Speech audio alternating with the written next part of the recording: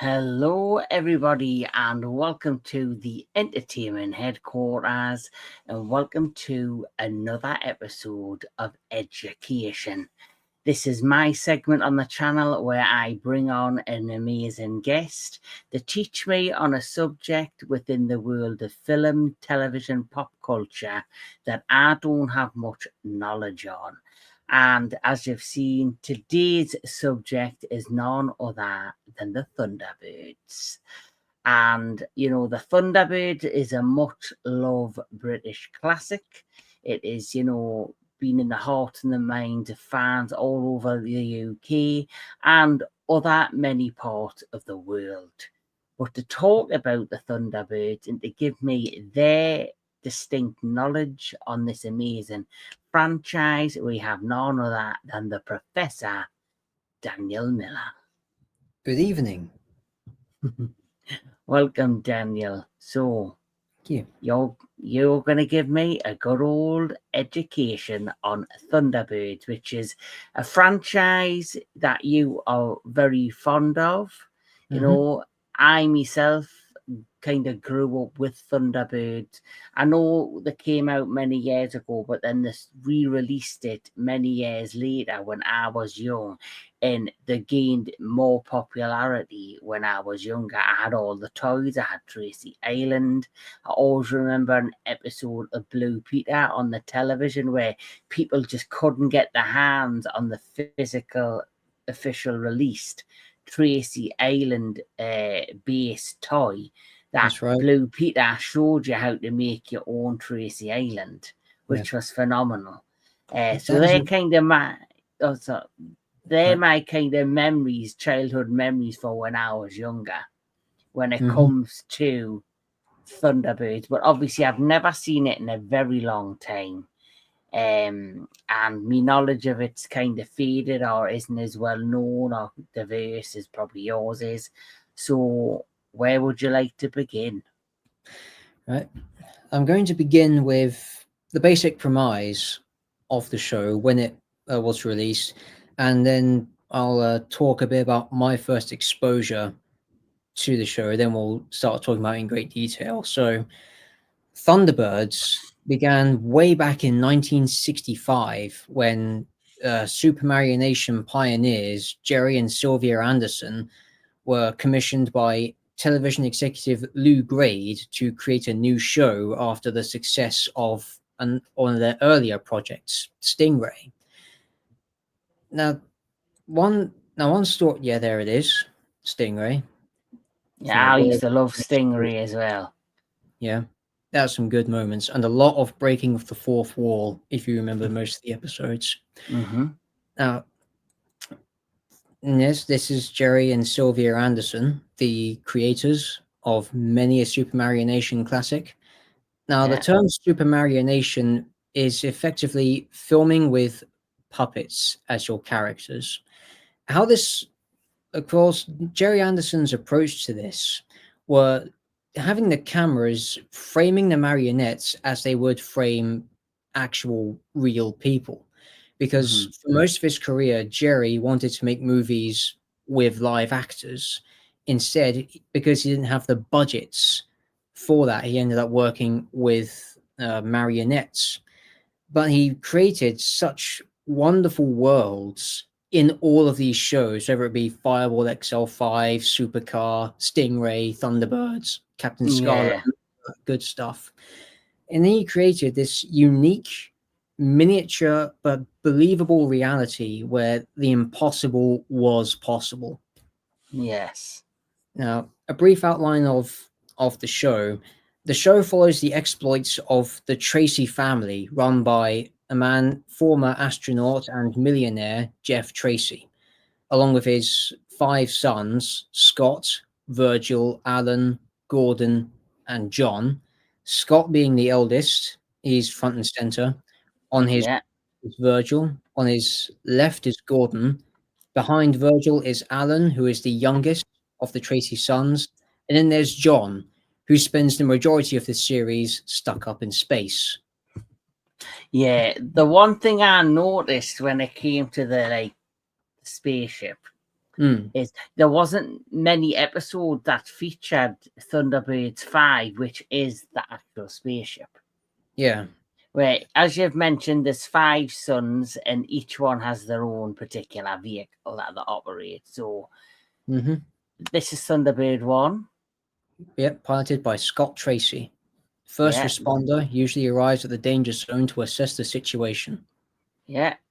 Then Thunderbird 2, piloted by Virgil Tracy, a heavy-duty transporter that takes the adequate rescue equipment to the danger zone.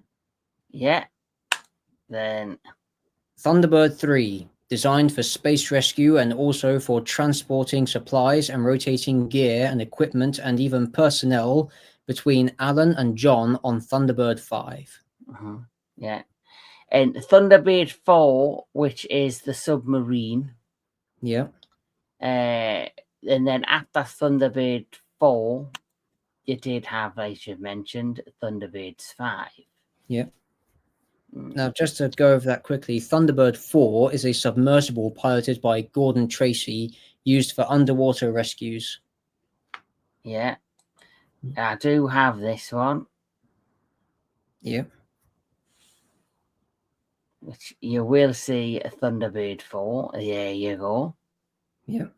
4, 3, 2, 1.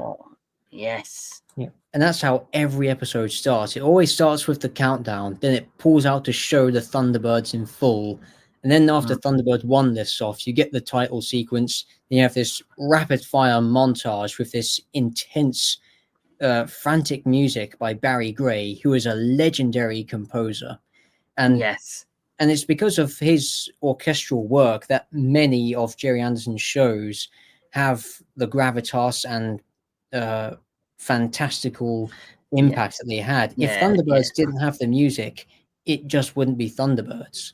The same for Stingray and Captain Scarlet. Yeah, I was going to say, one thing I do very much remember about Thunderbirds and even Stingray is the iconic soundtracks. Like as soon as anybody who's British, if you hear the Thunderbird theme, you instantly know what it is. Yeah. And I would think the same with Stingray. But here is the composer. Barry Gray. Barry Gray, yes. He did an awesome job with the soundtracks. And like you said, this beautiful couple who created the Thunderbirds did work on a number of other shows, which I do remember. You mentioned, of course, Stingray, which I showed earlier. This is Stingray. Yep. We did also get this show, which I wasn't really that much of a fan of. Joe 90. It doesn't stand out to me compared to Thunderbirds or Stingray. But I think, like Thunderbirds was very popular and had an amazing, had lots of opportunities. It had series, it had a live action movie, it had a reboot series. The second series, I think, out of all of their work, that's probably their second most popular, is Captain Scarlet. Absolutely. Like I remember Captain Scarlet, and I like Captain Scarlet as well, but I've always been more of a fan of the Thunderbirds and Stingray. That's the horrendous film, which we'll get into. But I think I do have a picture. Yeah, this is Captain Scarlet. Captain Scarlet and the Mysteryans. Mysterons. Yeah, Mysterons. So this series for me was a really fun series. Yeah. But I was always gravitated towards Thunderbird and Stingray the most, because they are the ones I grew up with the most. So tell her more about the Thunderbirds. Very well. So the Tracy family, they run a clandestine organization called International Rescue. Its sole purpose is to save lives of those in situations who would normally perish. Now, they keep this operation a secret because there are many people out there, including a certain villain, who would go to great lengths to use their technology for the wrong reasons. That one reoccurring villain is a character known as the Hood. Yes, the Hood. He's like their arch nemesis. Like, Yep. I do know, like, the majority of the shows and the episodes, it's where there's always like a natural disaster, or there's Mhm. like an oil rig will explode, or there's like a mining operation and the mine will collapse, and then they come in and they save the day. But out, if there was one villain that is like the main villain who actually sets up some of these like accidents to try and catch them out or to kill the Tracy family, it's the Hood. Yes. And he always has those eyes that glow.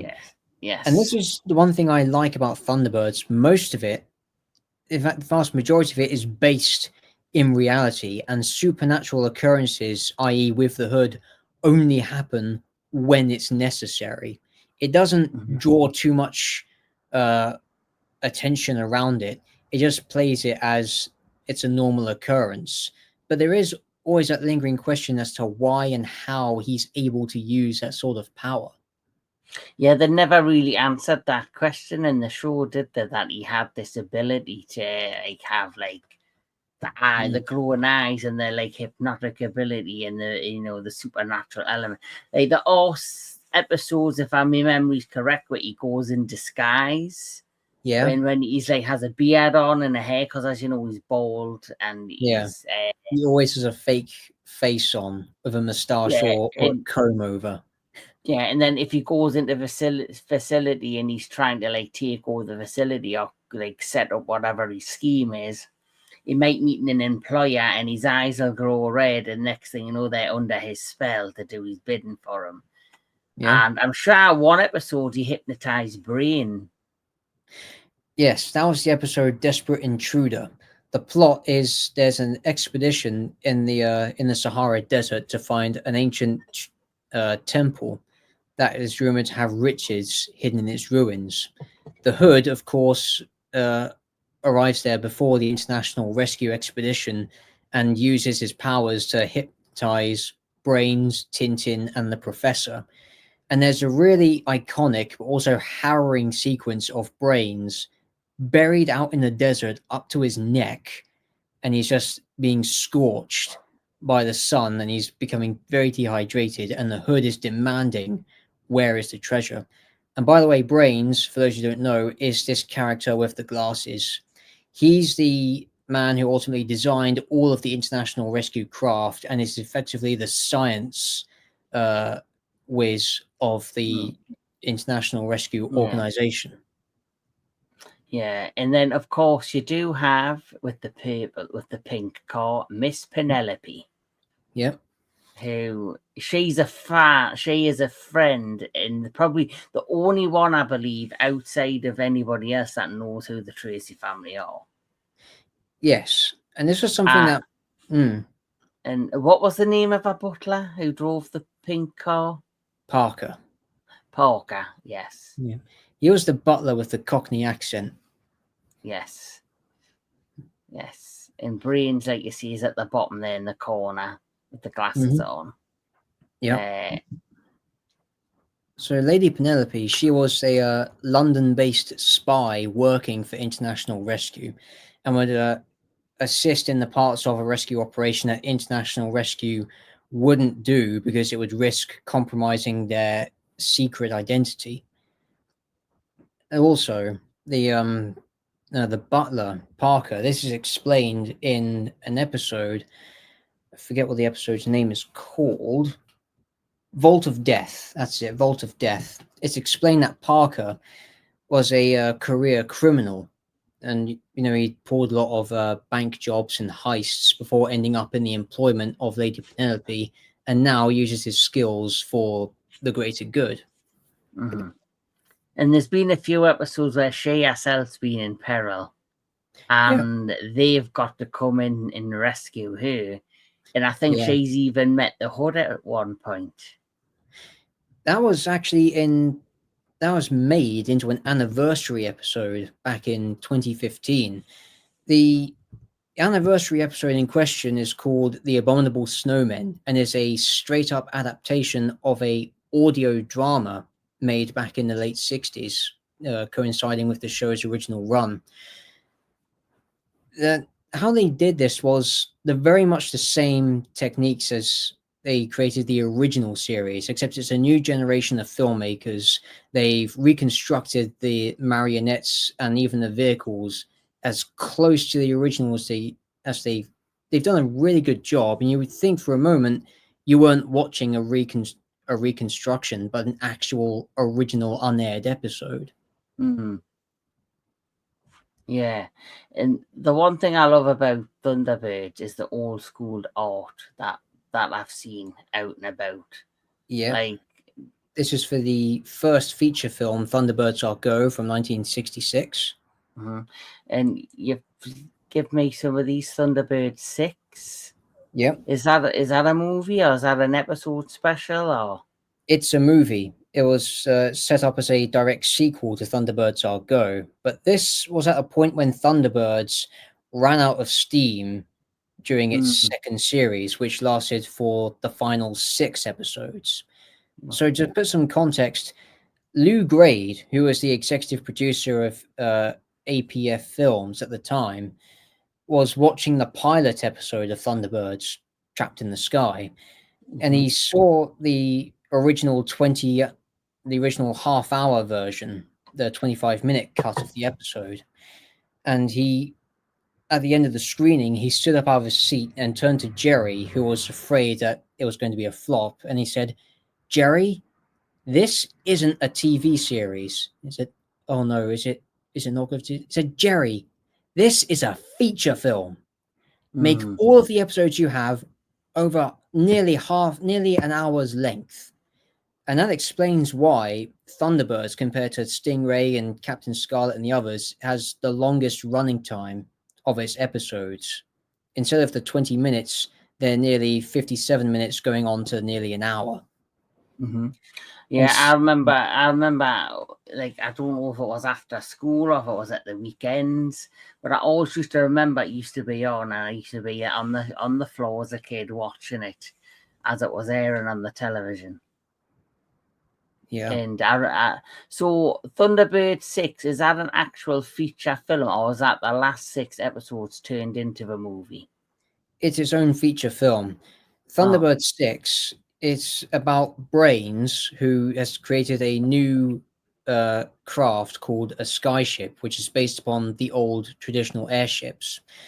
And of course, since it's made by the person who essentially created International Rescue's technology, a group of criminals working for a villain who, in the movie, bears a very striking resemblance to the Hood, but that's a whole other rabbit hole I'll get to later on. He sends some lackeys to commandeer and replace the actual crew for the maiden voyage and use them to lure International Rescue into a trap. Of course, the trap fails, and International Rescue finds out what is going on.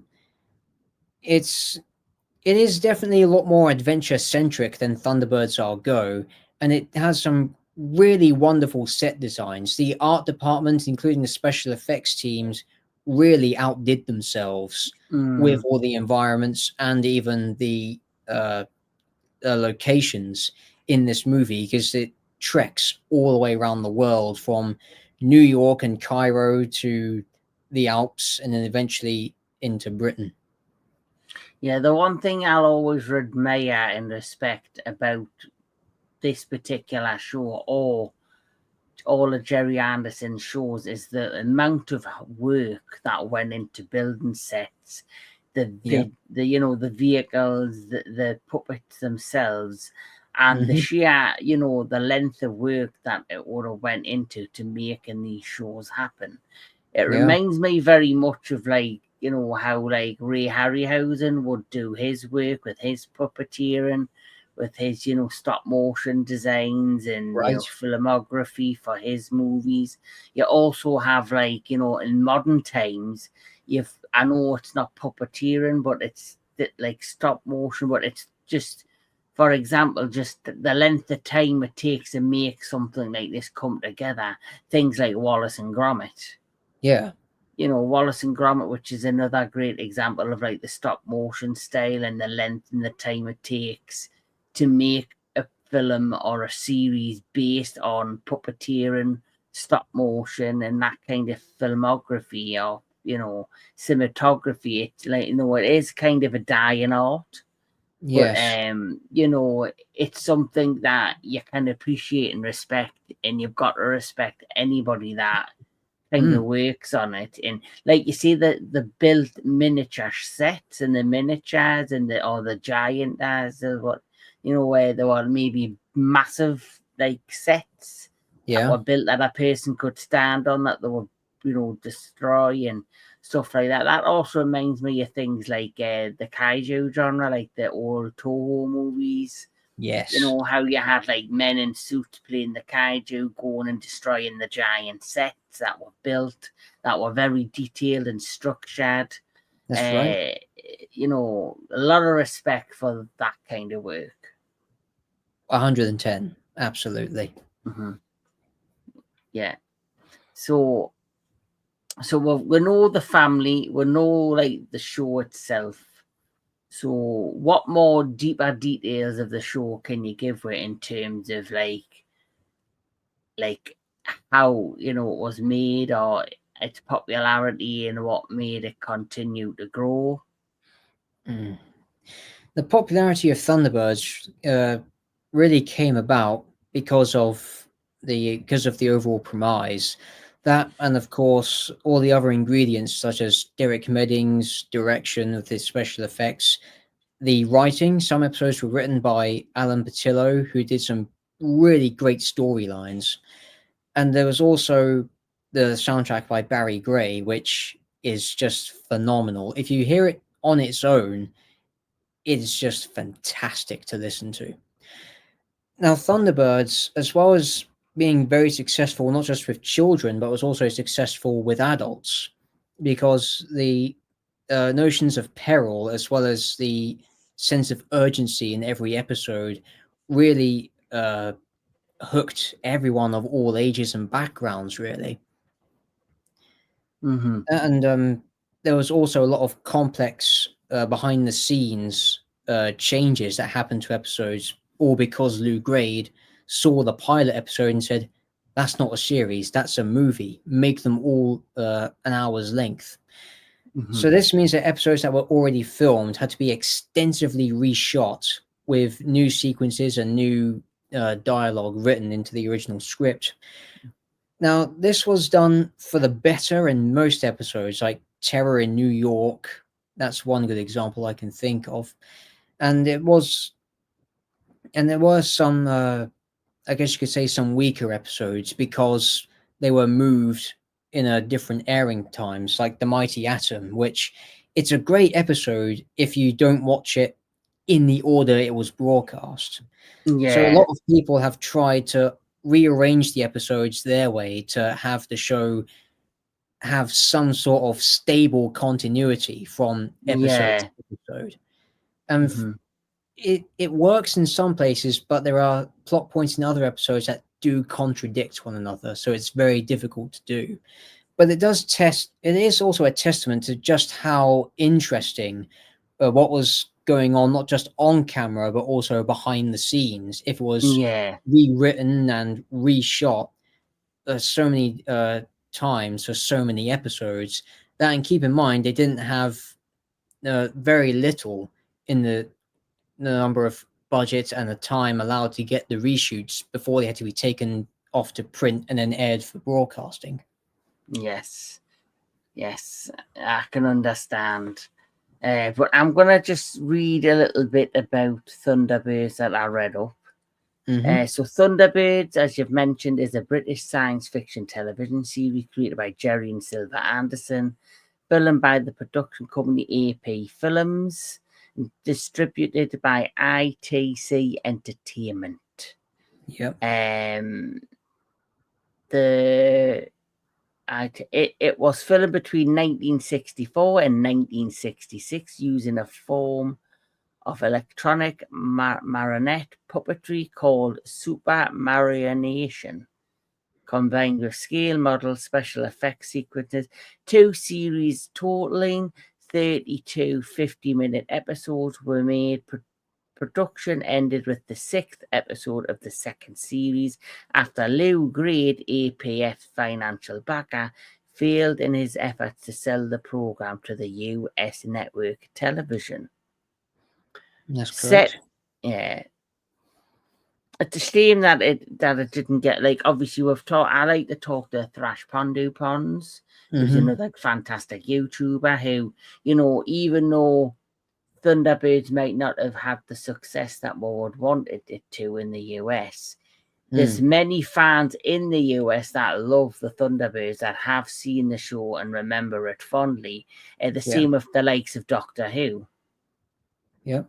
And here's the thing, because Gerry and his wife Sylvia, they had the lead characters like Troy Tempest and the Tracy families of all the shows have American accents, because they knew at the time America was the biggest export market for films, even if it was science fiction or television.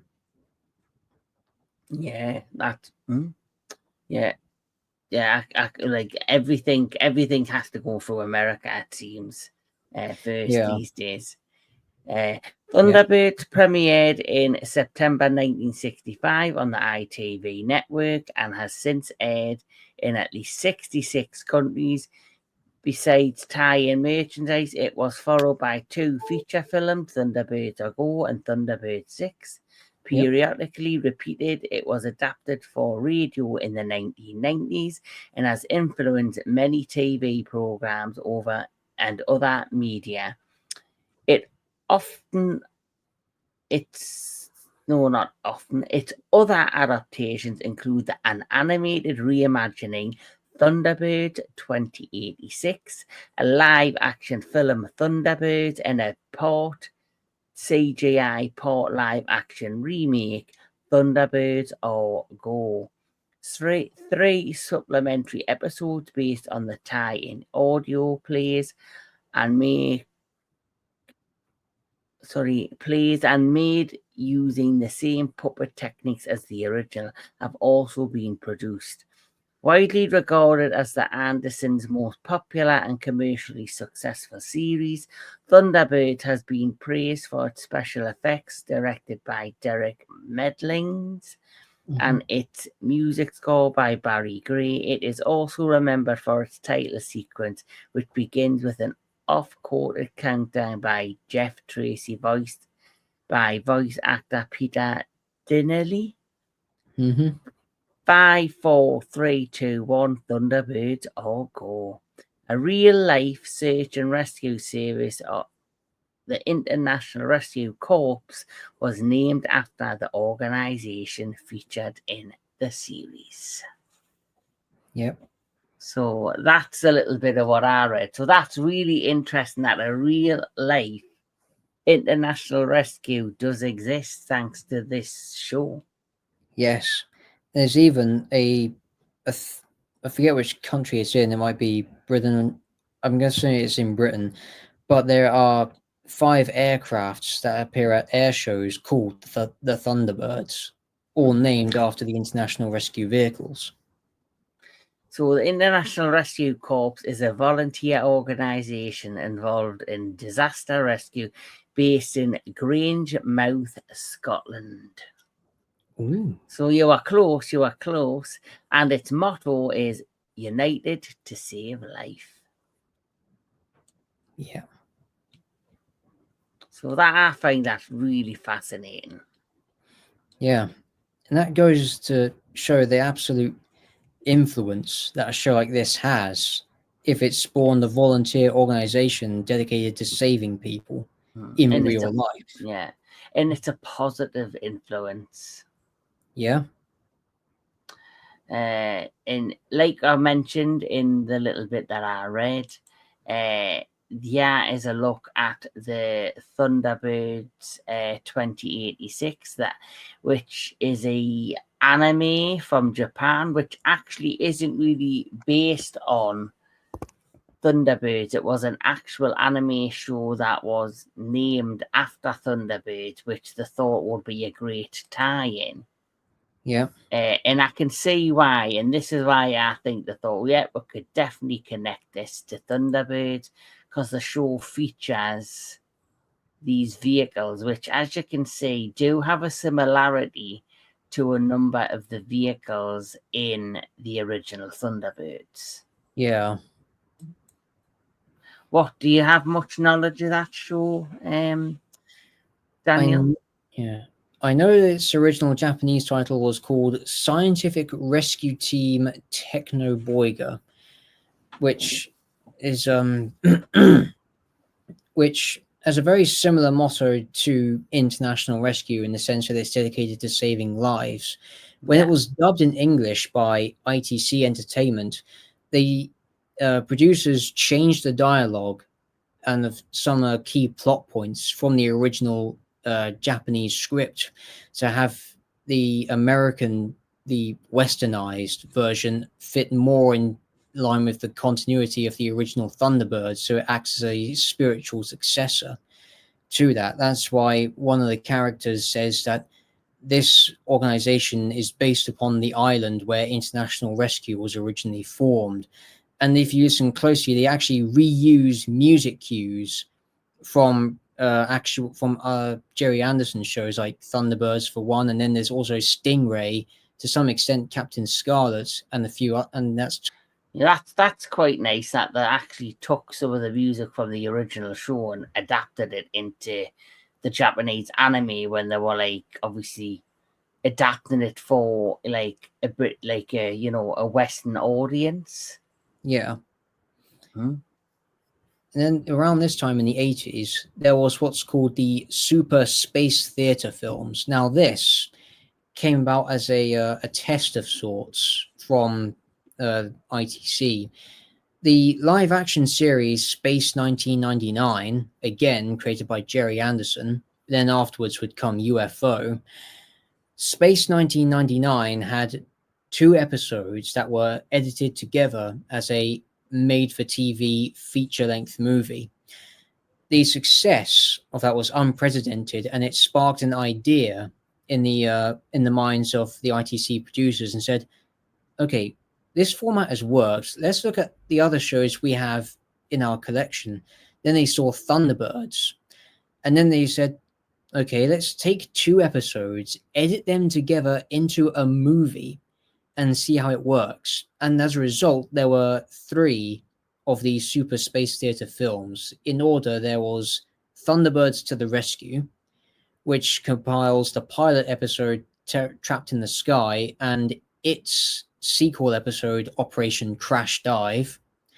Second was Thunderbirds in Outer Space, which amalgamates an iconic episode, Sun Probe, which is the debut of Thunderbird 3, and the final episode of the original series, before the Christmas special, Give or Take a Million, Ricochet.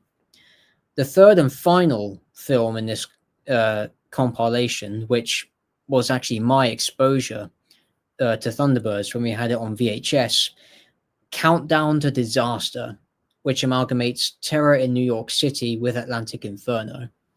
Oh, very nice. It's good how I like how they named them and turned them into like mini movies. So for them that aren't, have any knowledge or didn't have any exposure to Thunderbirds originally, to actually have them films meet like the episodes combined like in different orders to form like a mini movie. It's a great way to introduce yourself to the Thunderbirds. That's right. And I was one of them that was introduced to one of these films when we still had the VHS tape when I was growing up in the early 2000s. And it was around that time that BBC Two got the rights to air some episodes toward the watershed. And that, along with the Countdown to Disaster, was my first foray into Thunderbirds. And it was like, I've never seen anything like this. This is fantastic. And I kept Yes. rewatching the countdown over and over Yeah. again. Yeah, I think that's when Yeah. I used to watch it when I was. I'm sure it was shown. It was either shown late on a Sunday night. It Mm. wasn't like during the day, like when kids would watch programs in the morning and having breakfast. It was No. shown at a certain time, and I always remember watching. I might have been on a Sunday evening, and I remember the viewership when it was re-released in the early 90s, because obviously it had its popularity in the 1960s. Yeah. And then, of course, when it was re-released in the 1990s, it kind of, I think, was at its height of popularity. I'm not saying Yeah. it was more popular than it was in the 1960s, but I feel as if it was in the 1990s, because I think it came across, even though it was old, it was fresh. Because as you know, you had lots of animated shows in the 1980s and 90s, like you had Thundercats, you had He-Man, you had all of those shows that were super popular, but they were American shows. But for Britain and British kids and audiences in the 90s, they were more focused on like American animated shows or whatever. So when they That's correct. re-released like a British made show, which wasn't animation, was puppetry, it was just totally different to what you had ever seen before. Not Mm. since the 1960s. I think it brought a fresh perspective and a group of eyes, and like I say, a newfound popularity to the show. And that's why I think, because it was so different to what we were getting from the 80s and the early 90s, it just became super popular Yeah. in Great Britain, because it was like, yes, it was an older show, but it was fresh, and it was something new for the new generation of kids that Yeah. hadn't seen anything like that before. That's right. And there was also, I guess, because everything was animated at that time, which that particular animation style I loved, don't get me wrong, but when you compare that to something like Thunderbirds, which is tangible, it's a practical effects art form, it hits differently. Especially when, for instance, when a puppet is doing something with his hands, the camera cuts to a close-up of an actual human's hand doing that motion, Mm-hmm. Yeah, which is a very ingenious way yeah, of allowing imagination uh, of these puppets as actual human beings to work. yes, definitely. I remember seeing like for example, Tracy, say Virgil Tracy was in the Thunderbirds too, and he was like pulling like on levers and on the craft, or was like pressing buttons. You would see him and you get an order of, can you lower such and such down to the ground, and then you would see his face look down at like the buttons, but then you would see the human hands pushing the buttons. And then you Yeah, would immediately you would think the manette was real and was actually pressing the buttons as a kid. that's It right. was great trickery with camera shots and the puppetry combined. Yeah, it was. And it also works especially well with the two movies, Thunderbirds Are Go and Thunderbird 6, which I just want to talk about briefly because after the first season of the original show, um, Lou Grade eventually said to Gerry Anderson, "Can you get Thunderbirds onto the silver screen?" To which Gerry jumped at the opportunity to, and as such began production on Thunderbirds Are Go. Now, this is a movie that is admittedly very flawed, but for all its flaws, it does have some great positives too. Barry Gray, the composer, when he was working on the shows, he had a small orchestra of people, very great, talented people. If you hear the soundtrack on its own, but for Thunderbirds Are Go, he was given a full 18-piece orchestra to conduct the score, Oh and actually wow! was able to do a full rendition of the Thunderbirds March for the promotional record for the film. That was also the movie that introduced an iconic guest vehicle, the Zero X, which appeared in the show that would follow after Thunderbirds, Captain Scarlet and the Mysterons. Oh right. Yep. It's the Martian excursion vehicle on the surface of Mars, that discovers the Mistron settlement when Captain Black accidentally destroys it, thinking that the Mistrons were hostile. And this sparks controversy because it implied that all of the Gerry Anderson shows shared their own continuity, but the actual episodes ended up contradicting this. So what happened was that TV 21 Comics, if I remember the name correctly, they had a story arc, which was the origins of international rescue, and they actually tied organizations like the World Aquanaut Security Patrol and Spectrum together into the continuity about how the Tracy Sons had these lines of work before they became members of international rescue. For instance, Gordon trained with Troy Tempest at the World Aquanaut Security Patrol. Crazy continuity from the comics.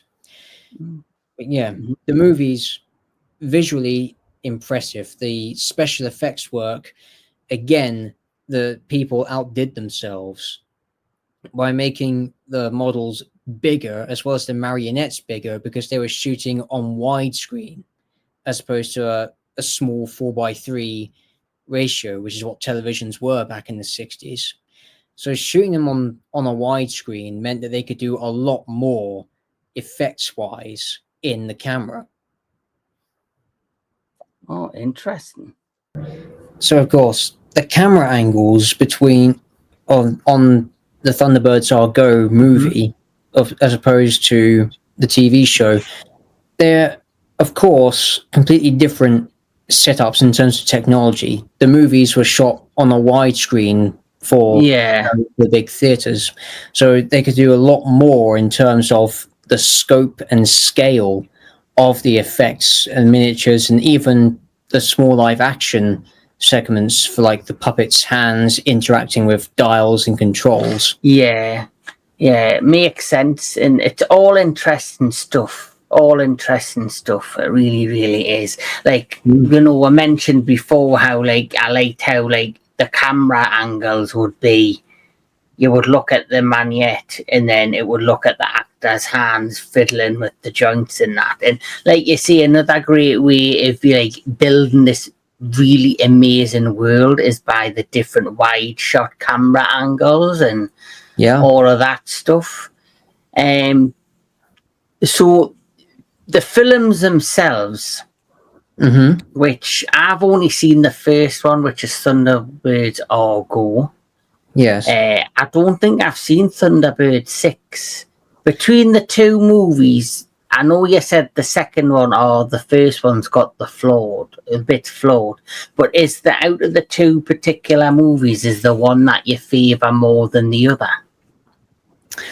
I think because of the big climax, I'd have to give Thunderbirds Are Go the edge, but I also appreciate Thunderbird 6 for it has more of a storyline for a start, although it does follow the same problems in terms of character relations and interactions as Thunderbirds Are Go did.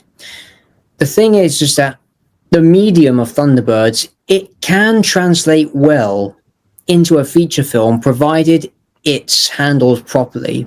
For instance, you balance out the special effects, you've balanced out the characters and the story, which comes down to the writing and the direction, as well as the practicality of the effects. That is where Thunderbirds Are Go and Thunderbird 6 fail. I mean, they don't fail. It's not a complete failure. It's definitely a hindrance.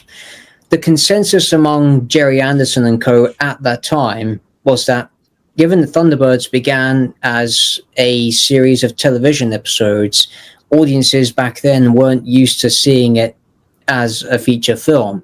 Yeah. But there is, of course, a charm to these movies because it shows, from a technical standpoint, the effort that went into all of the special effects sequences and also the vocal performances from Shane Rimmer and all of the others. They proved that it can work. The problem was it just wasn't translated properly. Yeah, But the there's one also thing another. sorry, the one thing I was just going to say, sorry, is another thing I like about the Thunderbirds, what I remember, but is the voice cast. Yeah. Shane I love the voice of Parker. Oh, perfectly, milady. Yes, absolutely, like a proper Cockney geezer he was. And then you had the Tracy family who were American. Then you had Lady Penelope's voice, and then you had the Hood, which the Hood, like we've mentioned before, who's the primary villain, and we've mentioned how we had that, the ability to have like this supernatural ability. The great thing I like about the cast and I like about the character is that you have the American Tracy family, then you have the British aspect of Miss Penelope and Parker, then you had like this Egyptian, connection with the Hood, and it really made the world of the Thunderbirds big and international, and that's what I think appealed to me as a child, because you had all these characters and these different situations and different, disaster, but they weren't based like in one area, they were based around the world. For example, like we've mentioned before, when it came to the kids television shows in the 80s or the 90s, you had, like, for example, say Ghostbusters, the animated series, the real Ghostbusters animated series. Everything that happened there, majority took place in one setting, which was New York City. That's right. The same with, say, like with the Teenage Mutant Ninja Turtles. That was always set in New York City. The magical charm about the show Thunderbirds is not just its design, its look, its amazing craftsmanship. It's the fact that it felt worldwide. And it took you around the world, other than just being an animated show that's kept in one location. That's right. Another thing as well in terms of the genres is that, as well as delving into rescue operations and eventually dealing with criminals, it also dealt occasionally with espionage and spy outings. If for episodes like The Man from MI5 or even what was the other one? Perils of Penelope. There was always a James Bond-esque quality to those kinds of episodes, which complements Lady Penelope perfectly, and by extension, International Rescue as an organization.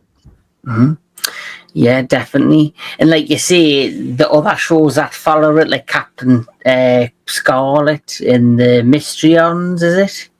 Yeah, the Mysteryons. That's like more like sci-fi mixed in with still like this whole scenario of like being worldwide and all that. And then you had Joe 90, which really took which for me, Joe 90 was like a British version of Johnny Quest. Yeah,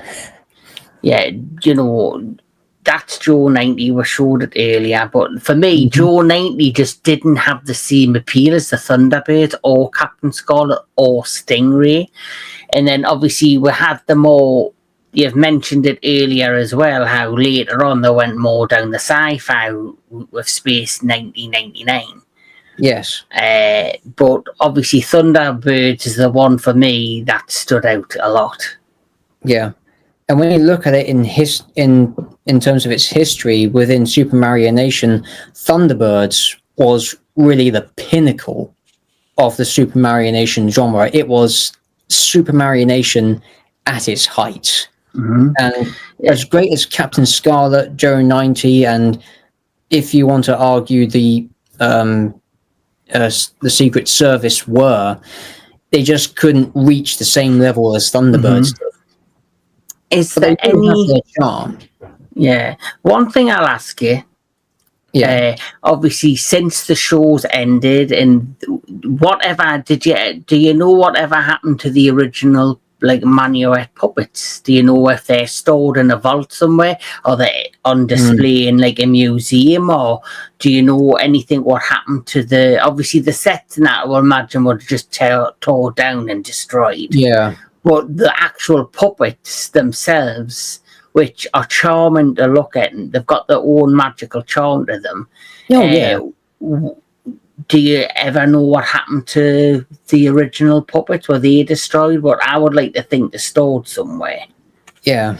I would like to think that too, but there's a documentary called, I think it's called Filmed in Super Marionation, where they explained towards the end of the documentary when they eventually stopped with the Secret Service, which was really the last time they used Super Marionation, up until they used another show with puppets called Terrorhawks.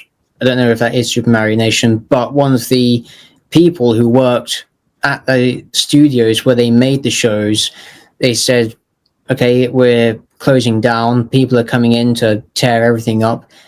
And from what I remember, some of the marionettes and even the scale vehicle props were just destroyed and thrown into a skip. But that is disgusting. Yeah, it is. But there is some good news, because some, not all, but some of the original marionettes from various shows did survive, and there have been, thanks to the anniversary episodes, very on point recreations of the marionettes and by some extensions the vehicles as well. So they had some of the original puppets in the anniversary special, but for the other ones that were destroyed, did they remake them? Not to my knowledge, no. They might have, but I can't say for certain. However, there were some duels from the Thunderbirds movies, namely Thunderbirds Are Go, that, to my knowledge, still exist. They are part of the sunroof from Lady Penelope's car Fab 1. That, I know the mold for that is still surviving, and also a portion of the MEV module from the Zero X. I know that is still intact, along with one of the marionettes for the for the Zero X crew, Captain Travers. I've seen him at online auctions on things like eBay recently. He's still intact, but he doesn't have the strings attached to him, of course. But he's still in really good condition. Captain Blue, that's another original surviving marionette that I know still exists. Oh, very nice. Well, hopefully whoever has them, they're taking care of them, because if you think it's a part of British culture and a part of British television history, so it'd be nice to think some of it survived. Yeah. You know, and I'm sure if somewhere in the BBC vault, I'm sure they've got like a giant booklet with the designs and you know, the makings of them, because it is a dying art, and you would like to think someone out there would have the ability to recreate them. Yes, if need be. Yeah. So really interesting stuff. I'm really getting a lot of great knowledge off you about the history of the show and the movies and the whole, you know, how the whole process of Thunderbirds came about. But what else would you like to talk about and bring forward that you think would be great knowledge to know? I'd like to talk a little bit about how the Super Space Theatre in some way brought life back, not just into Thunderbirds, but into Stingray and Captain Scarlet, because they did the same blockbuster format that they did to 2 episodes of Space 1999. The idea was to take 2 episodes, namely ones that had continuity with one another, and edit them together into a feature-length TV movie. It proved successful with Space 1999, especially in the US. So ITC, who were then holding on to the rights to those episodes, they looked at their library, their catalogue of shows that they had, and thought, wait a minute, let's try the same thing with these shows. And so they did. With Thunderbirds, there were 3 of these Super Space Theatre movies. Thunderbirds to the Rescue, which culminates Trapped in the Sky and its sequel episode, Operation Crash Dive. Thunderbirds in Outer Space, which takes one of the most iconic and one of my personal favorites from the show, Sun Probe, and the second to last episode of the series, Ricochet. Then Yes. there was the third, which was my introduction to Thunderbirds, Countdown to Disaster, which amalgamates terror in New York City with Atlantic Inferno. There is a charm to seeing these movie edits for the first time and then looking back at them years later on in their original episode form. It's like, wow, I mean, in both mediums, it works. Even if Atlantic Inferno and Terror in New York don't share direct continuity, it still works, which is impressive. They did the same thing for Stingray, where they had two. I think the first one was called The Voyage of Stingray. The second one was called Invaders from the Deep, if I remember correctly. Then for Captain Scarlet, they had two. Captain Scarlet versus the Mysterons, and then Revenge of the Mysterons from Mars. Yes. Yes, the Mysterons, I remember the Mysterons. Did they ever, that's something I'll ask you. I cannot remember it, but did they ever do a crossover between Thunderbirds and Captain Scarlet, or were they both meant to be set like in a different era? I think initially they were all meant to be their own standalone worlds, their own separate continuities, but there are elements which imply quite strongly that they are connected. For instance, the Zero X, which appeared in Thunderbirds Are Go, it reappears again in the pilot episode of Captain Scarlet and the Mysterons, where Captain Black finds and accidentally destroys the Mysteron complex. And of course, a lot of fans around that time speculated that they did share the same universe, that there was this great big continuity.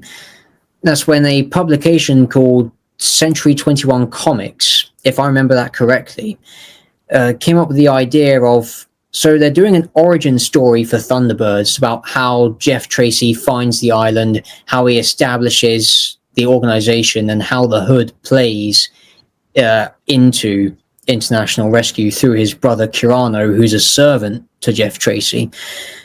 There's a page when testing out a prototype Thunderbird 4, the exposition explains that Gordon learned his maritime skills from basic training with the World Aquanaut Security Patrol, from which the show Stingray originates from.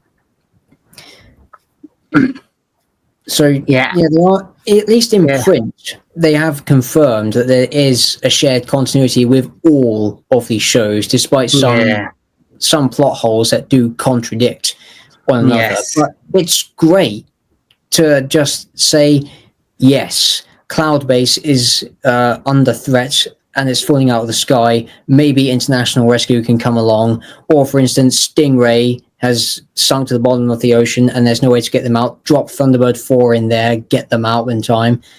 Yeah. Me personally, like I say, I love Thunderbirds. I do like but I always had a soft spot for Stingray, Marina. You know that Marina. And it was just something about that aquatic world. And then I just always assumed that because of the popularity of Stingray, and because obviously I do remember when they brought the Thunderbirds back in the 90s and it kind of skyrocketed the popularity, which we talked about earlier. They brought back Stingray and then Captain Scarlet. For me, because they were at the height of popularity in the 90s, for me, I would have assumed it would have been the perfect opportunity to basically put them together. Yes. And to do like a movie or a joint episode, do like a special, you know. Absolutely, yes.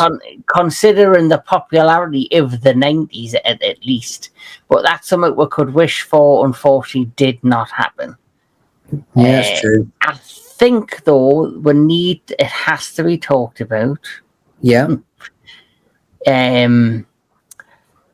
You know, we would love to have had a Stingray and Captain Scarlet and Thunderbirds connected episode or film of some sort. We never got that, and we wish we had. But there is something we did get that I think we all can wish we never got. And I think you know where I'm going. We're going to talk about the Thunderbirds movie. So, Daniel, I'm going to let you have the floor and let me know exactly how you feel about the particular film, the good, the bad, and the ugly of it all. All right. The good, what can I say? The quality of the CGI models for 2004, 2005, it looks good, even by today's standards. When you consider that CGI, it looks rushed by today's standards because of how quickly they're churning out movie after movie. Back then, with Thunderbirds and even Peter Jackson's remake of King Kong, they actually took the time to finesse the CGI to make it look convincing. Mm-hmm. Now the negatives. It's shit. Yes, that's a very big negative. The other one ties back to its pre-production history and, of course, how Universal, the studio that acquired the rights to the Thunderbirds as an IP, just meddled relentlessly in the film's production. They basically tried to, Americanize it. Like, they took all the charm out of it. Yeah. Like, even changing the backstory of them, too. Yeah. Like, I understand, for example, that yes, the whole show's international. So you've got an American family, the Tracy family, you have the British elements, then you have the international elements with the hood. Now you can still have that and make it charming, but they took the charm out of it. My thing I will say when it comes to me positives is the positives for me is I like Ben Kingsley as the hood. He was perfect casting. Yes, he was. I think he had a ball doing the role. I think he was definitely a positive. I like the fact, God rest his soul, Bill Paxton was in it. I think he was a great choice to be cast in this. But everything else just fell flat. And I think another negative for me is, as much as I respect him for his work on Star Trek, Jonathan Frakes, who directed many, he's done lots of different Star Trek episodes. He directed First Contact, Star Trek Insurrection, I believe he directed the follow-up. But when it comes to anything outside of Star Trek, I feel as if he falls flat. It's like, the way he directs and the way he builds his characters, he tries to give them that Star Trek charm.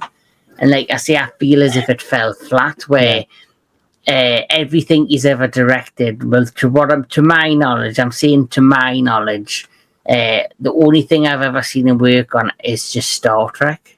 Yeah, this was definitely not one of his best. And of course it shows. The other thing is that although they got the permission from Gerry Anderson, they didn't invite him to any of the pre-screenings or even let him have final say or any creative input, and it shows. Now, in pre-production, they actually went through a lot, and I mean a lot, of writers and directors. The first one, who they acquired earlier on, looked at this and said, well, this looks like it's going to be a flop, but I'm going to give it a try.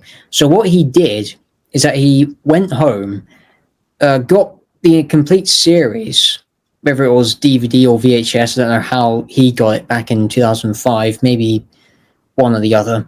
But he sat down and watched every episode from the first to the last episode and made notes on how each episode played out, whether it is the rescue scenario, the equipment used, the chemistry between the characters, and just the overall tone and feel of the show as a whole, including individual episodes. And he approached that with an outline that he wrote, which is pretty faithful to what Thunderbirds is at its core. But the studio said, nah, let's try something else. You're off the project.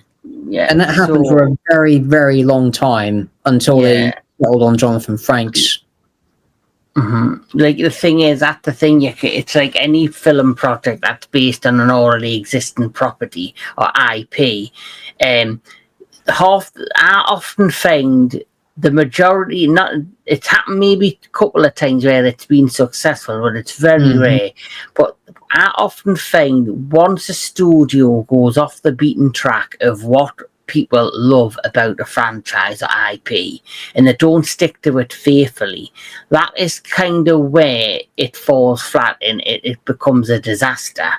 And there's many times it's happened, and it's a shame that happened to Thunderbirds. And I generally feel because the Universal head ups, the studio executive, it was a British, property, British IP, and they tried to Americanize it to the best of their ability without taking into account the original fan base. That's right. And you would have thought as well, because of, say, the popularity of James Bond, which is also a very popular kind of British-based IP, which does very well, and it has that kind of British aesthetic and charm. You would have think, right, what could make this a more action-friendly kid espionage type of show that has that James Bond feel and drive and make it work, but they didn't. They just totally turned it on its head. Yeah.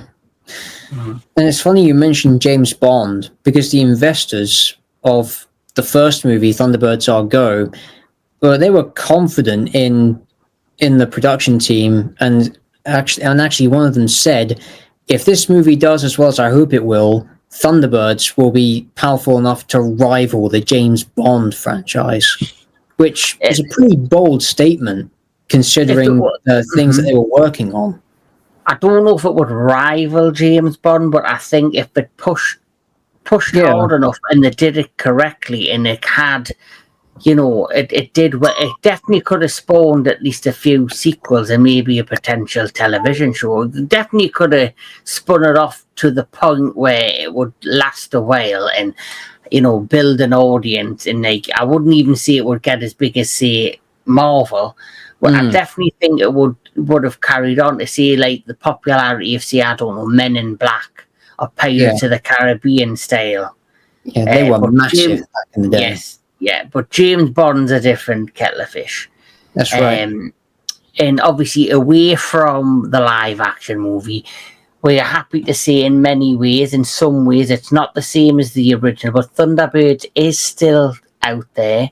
It's still going strong in the form of a brand new animated show called Thunderbirds Are Go, which I've never seen the show, but looking at the designs, they're more modernized, but the look of the way the characters are built, they're very similar to, what we've seen with the marionettes, the puppetry, so they are definitely infinite.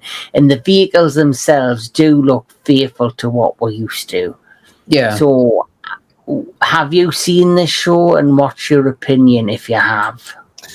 I've seen a couple of episodes of the show, and my opinion of it is, okay, for a reinvention, you did pretty damn good. You also got nostalgia in there for other episodes, like, for instance, the pilot episode, Trapped in the Sky. They have an excellent sort of retelling of that episode with the effects. The look of the vehicles, like the Fire Flash, and of course some of the Thunderbird machines, Thunderbird 2 particularly, and also Thunderbird 5, I just know why. I mean, that's my initial reaction. Some of the character designs in there, they're actually pretty good. Even the miscellaneous or extras, because they resemble quite perfectly the extra puppets that were the supporting characters in the original episodes. But then there are some instances, like, for instance, with Lady Penelope, I'm just thinking, okay, this is making me think of Uncanny Valley, and not in a good way.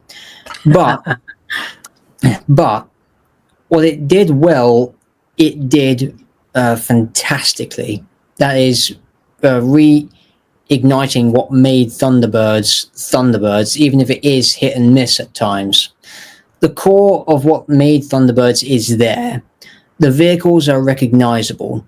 The characters, they look and act like their original counterparts from the classic series.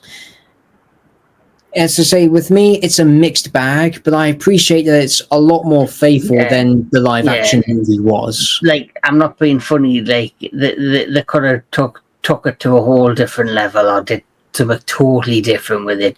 But like you see, I suppose they've kept it as faithfully as they possibly could. But then they've also kind of tried to do little differences to modernize it for a modern audience. You know, a new generation of fans. But how I look at it is, if it works and it brings interest to Thunderbirds and people check this show out, and they might eventually go, oh, there's a one that came out in the 1960s, it might drive a new audience of a new generation of fans to the original show. Yeah. You know, similar to what's happening with the Monsterverse.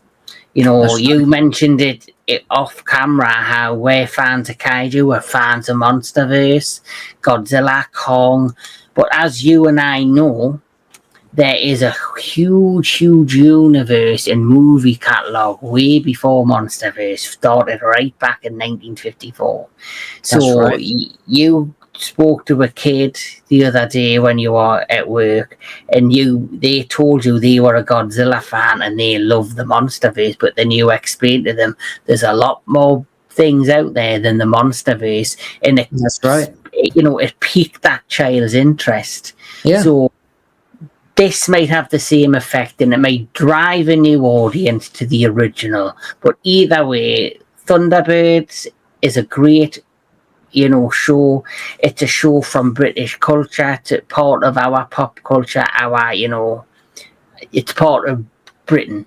You know, and it's something I'm proud of, and it's something I enjoy. But the one thing I will mention, which I didn't realise till I read up on it, that there was one great influence that Thunderbirds did do, which I never noticed until I read about it, and I was blown away.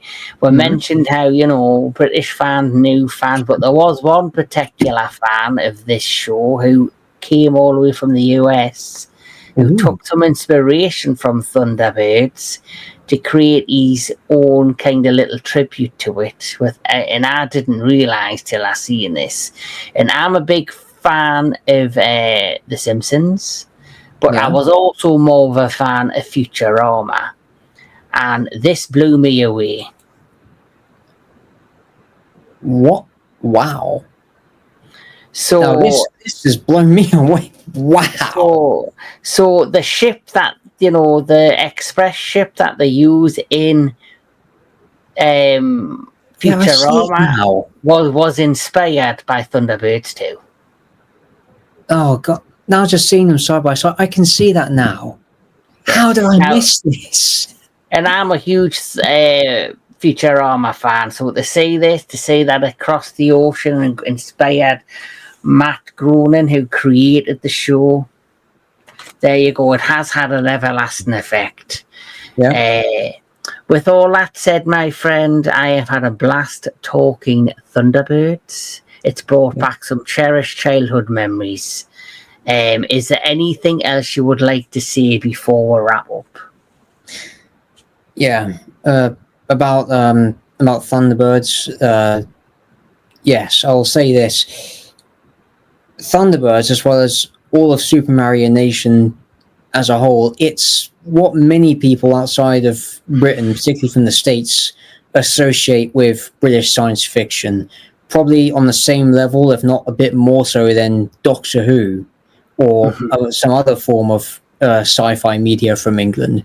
Its longevity has long surpassed the 50-year mark. We're now coming up to 60 years come this September, and with a lot of fun artifacts, i.e.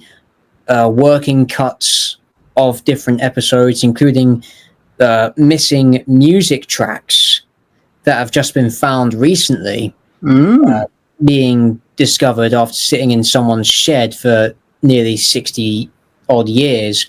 It proves that it's the franchise that will still keep giving to fans new and old. and that's not going away anytime soon.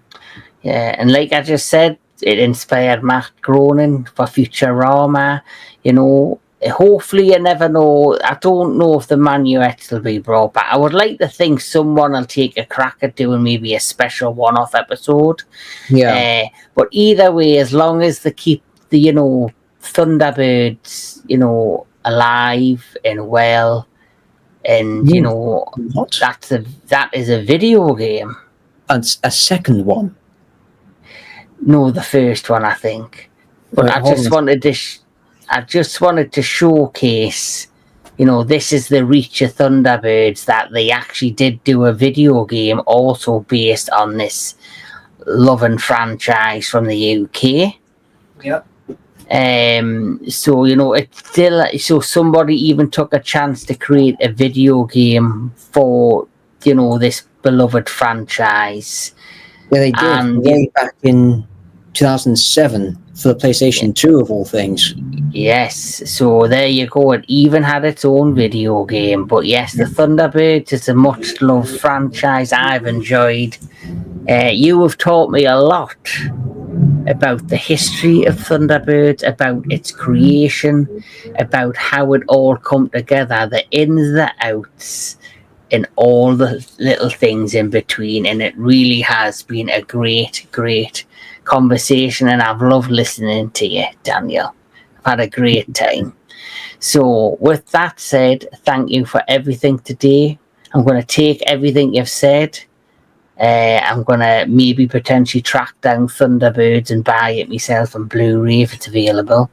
They're doing a new 60th anniversary special Blu-ray later this September. They did release it in the States on Blu-ray from Shout Factory. So if there's any Americans out there watching and they want to get their hands on Thunderbirds, then I definitely recommend going out and getting the Shout Factory Blu-ray. Oh, amazing. Well, guess what? Since you've mentioned it, I'll keep myself open and my eyes peeled for the 60th anniversary Blu-ray coming this September. So anyone in the UK, keep your eyes out in September for the 60th anniversary of the Thunderbirds. So this has been education. Thank you, Mr. Daniel Miller. And he's not just called the Professor for nothing, because he knows his shit. Yeah. So thank you very much. And thank you for having me. It's been a pleasure. Yes, I've had a great time. Now, the next episode of education, we're keeping it in the past, because I'm going to be bringing on Thrash Pondupons, a good friend of ours who often does the Kaiju Connection segment on this channel. And we're going to be talking about the history of 1960s and 1950s television shows. Ooh. So that's going to be a fun one. And if you want to come along for the ride, Mr. Daniel Miller, you're more than welcome to do so. Thank you, Mr. Kevin Lambert. Not a fucking problem. So with that said, everybody take care. Thank you for watching. This has been the Entertainment Headquarters, and there's a lot more coming real soon. Keep on enjoying all things entertainment, movies, television, and the Thunderbirds are always ready to go.